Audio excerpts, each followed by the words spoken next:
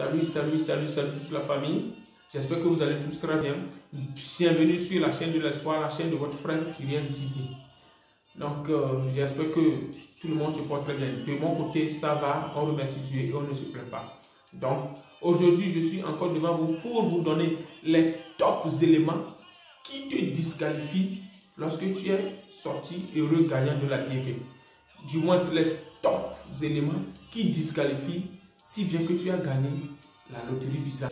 Voilà. Donc, abonnez-vous au maximum, partagez la vidéo et surtout, suivez la vidéo du début jusqu'à la fin, afin de pouvoir comprendre quelque chose.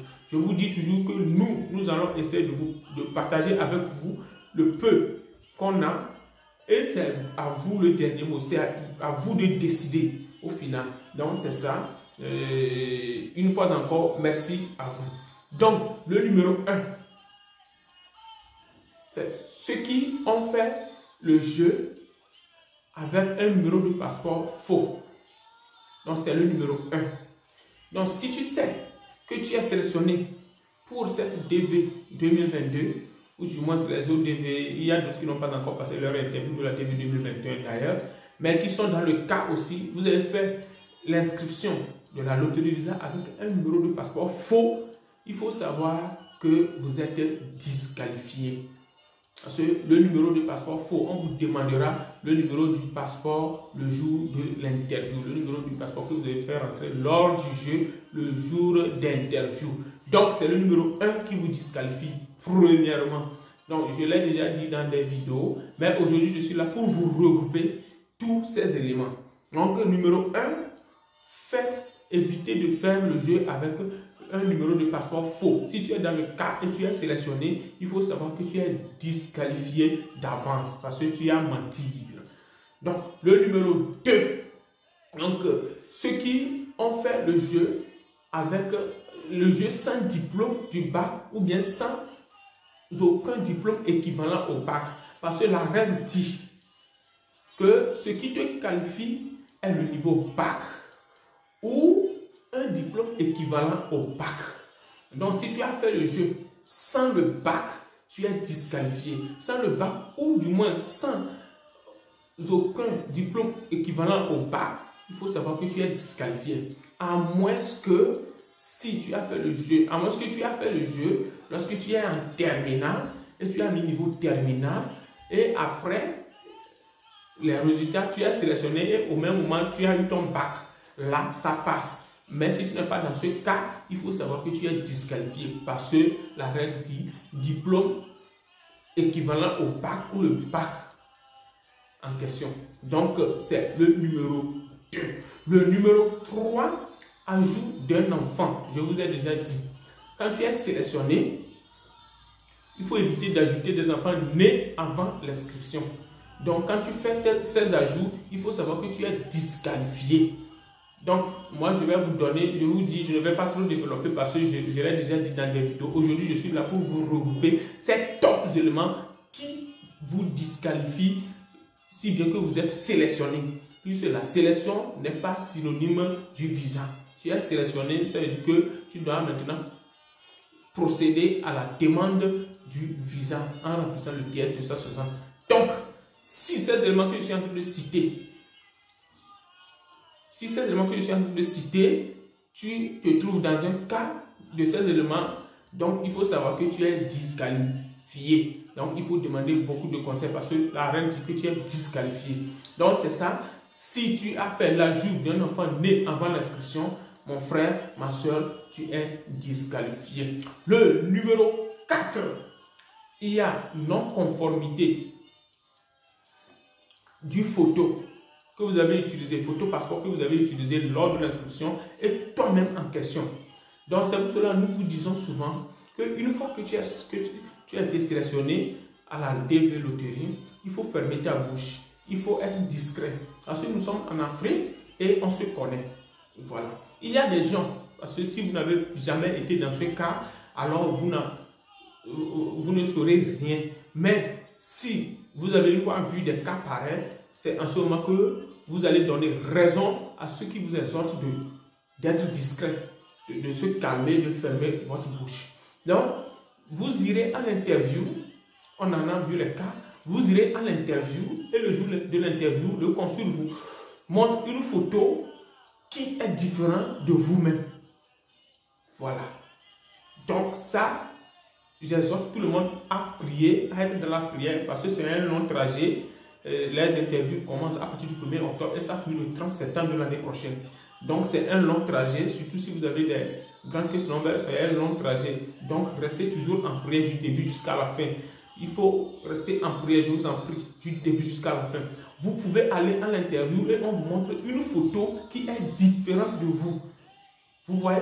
Donc c'est ce que j'appelle non-conformité du photo, passeport utilisé pour le jeu, l'inscription lors du jeu et toi-même en question.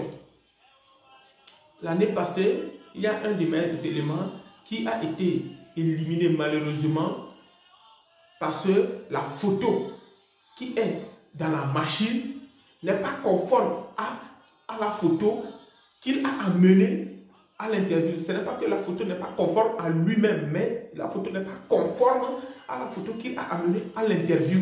Vous voyez? Si bien que celui qui est dans la machine lui ressemble, mais celui qui est dans la machine n'est pas conforme à ce qu'il a amené. Ça, c'est la première fois que moi j'ai vu depuis que je suis dans ce dossier de la loterie Visa. Souvent, on voit le cas, la photo n'est pas conforme à toi-même. Mais lui, la photo n'a pas été conforme à ce qu'il a apporté lors de l'interview. Donc, juste pour vous dire une fois encore d'être discret. Parce que nous sommes toujours en Afrique et je vous dis, nous sommes en Afrique et on se connaît.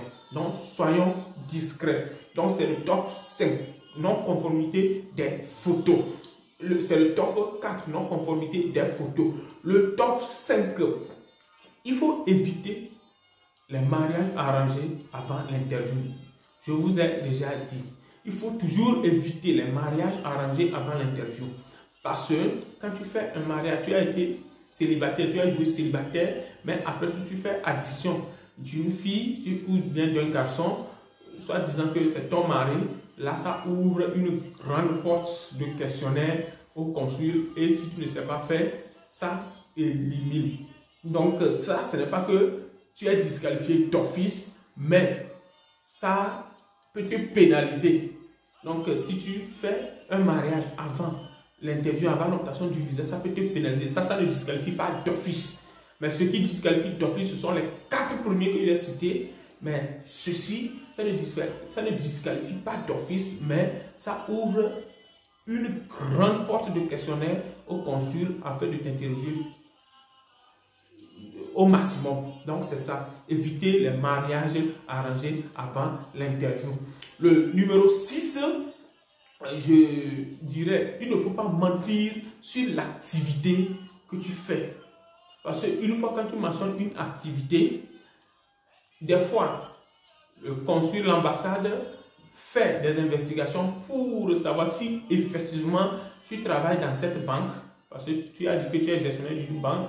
Donc, il faut éviter le mensonge sur l'activité que vous exercez. Ce n'est pas l'activité qui vous qualifie, mais c'est le bac qui vous qualifie. Donc, il faut être simple et simple. Donc, c'est ça. Ce sont les top 6 éléments qui vous disqualifient. Mais notez que les 4 premiers éléments que j'ai cités, notamment le numéro de passeport, faux numéro de passeport,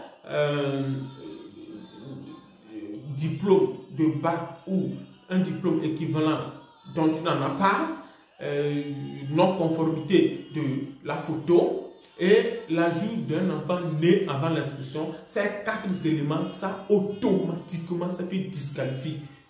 Donc, si tu es dans ces conditions, mon frère, tu es disqualifié automatiquement. Il n'y a pas de question, il n'y a pas de justification, mais tu es parti seulement pour gaspiller de l'argent à l'interview.